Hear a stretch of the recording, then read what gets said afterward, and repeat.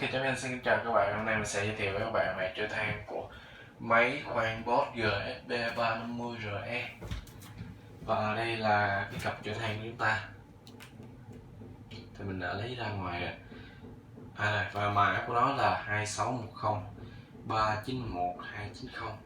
Sẽ có logo của Bosch chính hãng như đây. Và nó được sản xuất tại Hungary, made in Hungary. Trên đây sẽ có mã vạch của nó. Và trở than thì mình đã lấy ra rồi. Khi mình chạm vào thì sẽ không có cái đen tay, tại vì ở ngoài cái than này nó bao một cái lớp phủ ngoài này.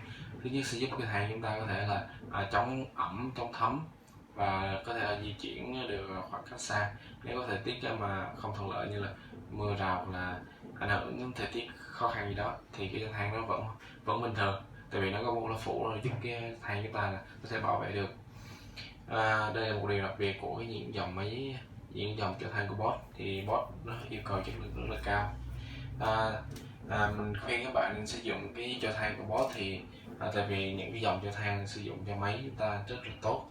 Thứ nhất là làm cho máy chúng ta hoạt động mạnh mẽ, thứ hai là sẽ giúp máy chúng ta đạt được công suất tối đa và giúp những linh kiện phụ kiện bên trong như là rotor, stator, tuổi thọ cao hơn. Tại vì khi mà sử dụng đồ hãng thì đồ của nó sẽ giúp cái máy nó đi với cái đồ máy chúng ta, thì cái máy chúng ta sẽ được hoạt động rất là tốt. Tránh mua hàng Trung Quốc, tại vì hàng Trung Quốc là chất lượng nó không có và nó sẽ làm ảnh hưởng cái máy chúng ta rất là nhiều.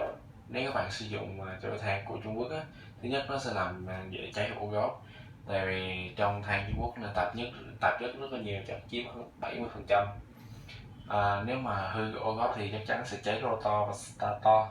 Nếu cháy hai cái này chúng ta mất một khoản chi phí nữa để sửa chữa máy, và mất thời gian, mất chi phí, thì cái điều này mình không có muốn, nên mình làm video này để giúp các bạn là có thể là mua được dòng máy và những dòng linh kiện phụ kiện chính hãng để giúp các bạn bảo vệ máy chúng ta tốt hơn.